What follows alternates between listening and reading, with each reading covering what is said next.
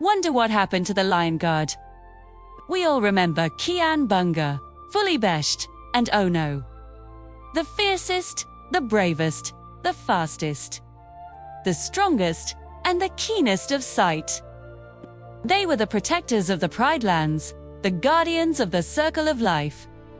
For a long time, they faced down every threat, from Janda's hyenas to the scheming jackals. Betna's greatest challenge, the one that nearly broke them, came from an enemy they never expected, one of their own. This is the story of the Lion Guard's final, most desperate battle in the Pride Lands. It all started with a betrayal. The ghost of the past had returned, whispering promises of power and vengeance from the flames of a volcano. And he found a willing listener, Inosh the Cobra, who had long felt disrespected by the residents of the Pride Lands. Together, they forged a dark alliance, bringing together every outcast and villain hyenas, jackals, crocodiles, and vultures into one massive army.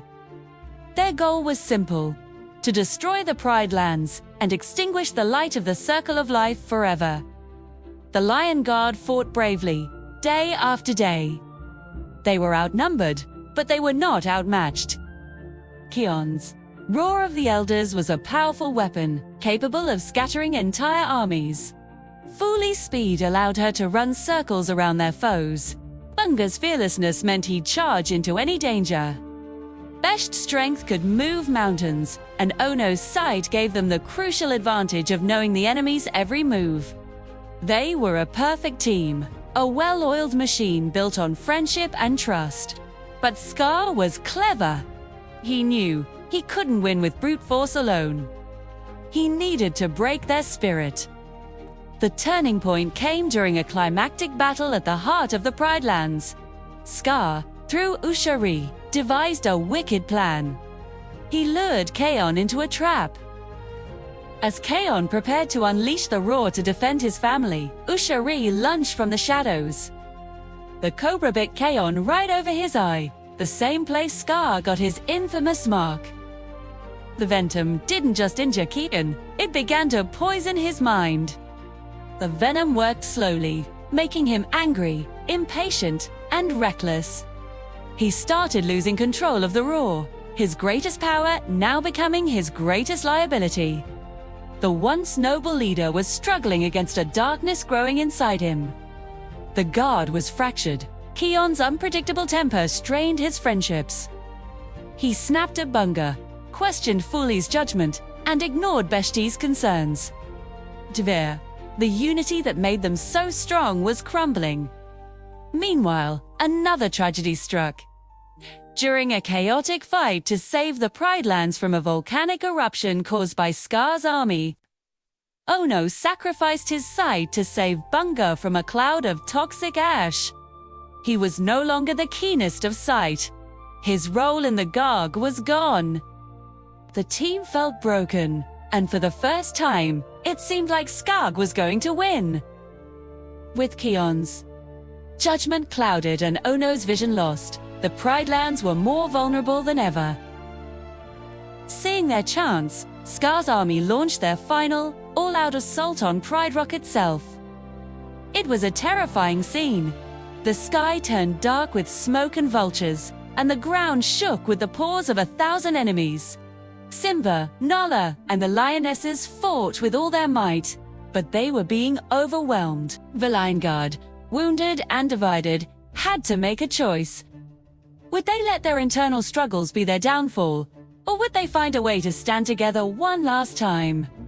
This was their last stand. Despite the venom's influence, Kaon knew he couldn't let his home fall.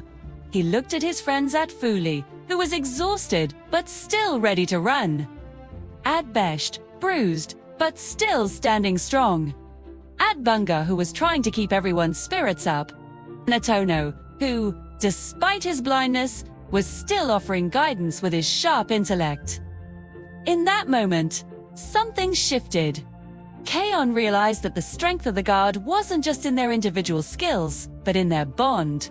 And a new member stepped up. Unga, the eagle with incredible vision, took Ono's place as the new keenest of sight, giving the team renewed hope. Kaon made a difficult decision. He knew the venom was making him a danger to his own family. He had to end this, but not with anger. Guided by the spirit of his grandfather, Mufasa Kaon learned that the roar wasn't just a weapon of destruction. It could also be a force of healing. He confronted Scar, but instead of roaring in anger, he used the roar to summon the rains, to bring life back to the land Scar had scorched. He judged Scar, not with fury, but with the wisdom of the kings of the past. As the rain fell, it extinguished the volcanic flames that gave Scar his form, defeating the evil spirit for good. But the victory came at a great cost.